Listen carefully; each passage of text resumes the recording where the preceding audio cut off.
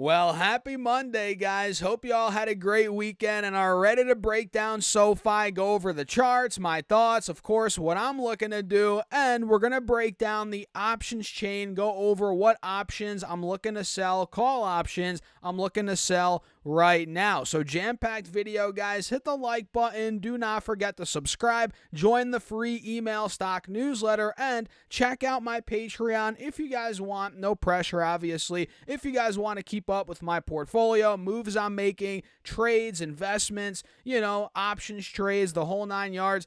All of that is on Patreon down below. And with that being said, cheers. Let's dive into it. So it's currently about 1:30, 1:45 p.m. on the East Coast, and we have, well, first of all, every index in the green right now. S&P's up around, let's see, 0.25%, 0.3%. Same with QQQ and the Dow for that matter, as the Russell is leading the way, up over 0.8%, actually close to 1% in the green right now. And by the way, the metals are up, silver's up another 2%.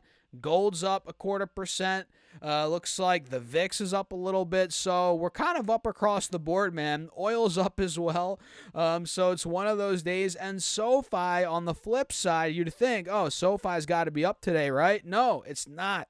It is down 1.25%, down 17 cents. Obviously not the end of the world, but we're back down to the low 14s as of right now. And we opened up at about 1440-ish, and you guys can see clearly we dumped right out of the gate from 1440 down to about 1395. Then we rallied a bit. You guys can see it's been quite the volatile day for SoFi. We dumped, then we rallied, after that morning dump off, right? And now we're back down. So it's up, down, up, down. It's one of those days for SoFi. And again, we're down about a 1.25% as I'm making this video. And believe it or not, man, we're still looking pretty good. Even though we're down on the day, we're still looking pretty good on this 5-day, 5-minute chart. You're noticing, higher lows are being made. If I get this channel tool out, you'll see, okay, we're still maintaining this channel, which is pretty obvious. You're noticing it right here on SoFi on the 5-day. And as of now, we're at the bottom of the channel. We're right here, $14.15. That's where we're at. And as long as the bulls maintain 14, which it looks like they are on this 5-day, 5-minute, looks like we're noticing it as well on the intraday. As long as we hold that 14.10 mark, the bulls are going to be in charge, at least in the very short term. And we have a chance still, obviously, for a rebound back to the top of this channel. Could be putting us anywhere from $14.50 to $15 a share. That is where we could potentially, not guaranteed, do your own research, but that's where we could be going. And the more you pull back the layers, you're like, all right, even on this 30-minute chart, this is simply a little pullback. You're noticing it. We're under the 50 SMA slightly, but we're still above the 180 SMA on this time frame, still above this channel. You're noticing it as well.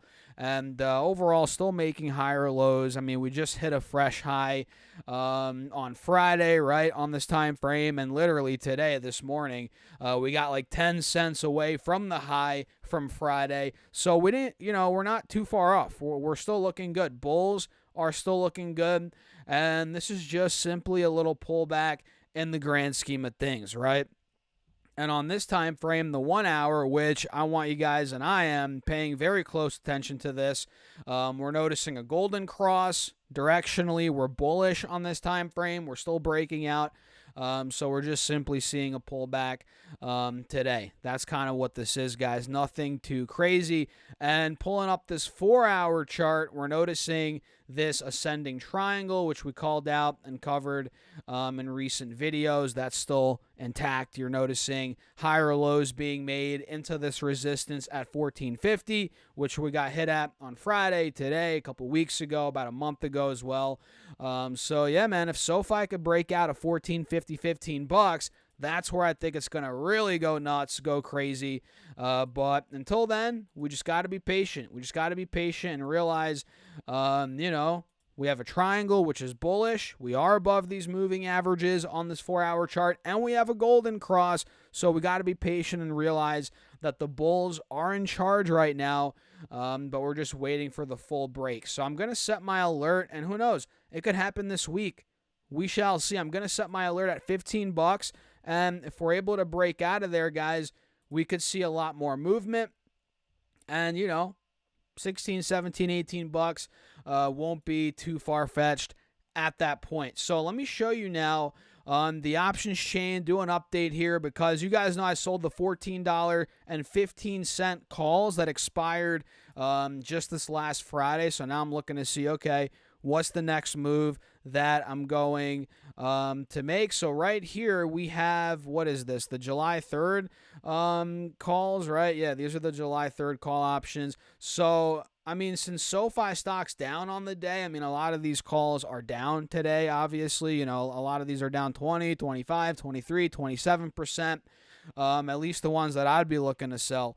And quite frankly, man, I am looking to sell in the 1550 15, let's just say the 15 to 16 range. I don't want to get too close to the actual share price right now, considering, again, we're directionally bullish. It's an iffy situation right now because the risk here is, what if that triangle that we called out plays out, later this week or maybe next week, and the stock goes berserk, goes to 15, $16. I might miss out on some upside, right? But at the end of the day, SoFi is not really confirming the breakout yet. It's been flat for about a month and a half. So what if it's flat for another 2-3 weeks, maybe another month, or maybe it breaks out a bit and it's a false breakout, it comes back down. So in the meantime, now that we're kind of flat, not really confirming the breakout yet, although we're noticing the setup, we'll see if it plays out. But at this point, I'm considering selling maybe the 1550s that expire on July 3rd, or maybe if we come here on June 27th, it's only 18 days away, so the premiums aren't going to be that good.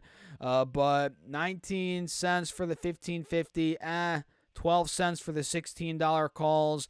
Not bad. This morning would have been the ideal time to sell the calls, but I actually didn't do it when SoFi was at $14.50. I bet all these calls were in the green at that point.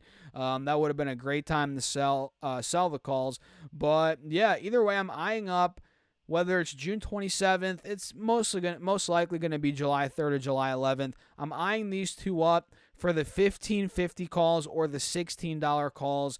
Not to buy them, but to sell them. I think, this might be a safe play. It might not be much in premium, right? 17 cents a contract for the $16 calls expiring on July 3rd. Not much in premium, but it's decent, and it gives us a buffer range.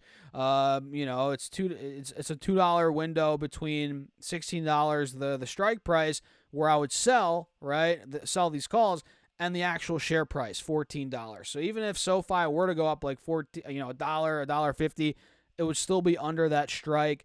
So this is kind of what's going through my head. Whether should I go $16 strike, get a little less premium, but then if SoFi breaks out, it might not go all the way to 16 by July 3rd. I'd still keep my shares, or should I go to the $15 calls, that expire July 3rd? We're only like 80, 90 cents away from that strike price, but the premium is looking great. 40 cents a contract, times 100, obviously that'd be $40 a contract. So if you have a 1,000 shares of SoFi, you'd get about $400 right there. Boom, right in your credited right to your portfolio, right in your account. So that's kind of what's going through my head.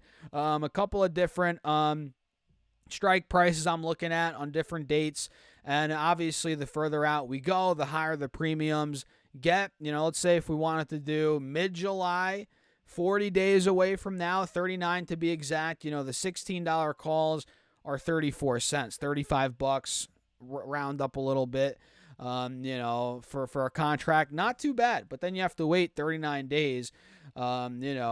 It's you got to weigh your options, right? That's what we're looking at right now.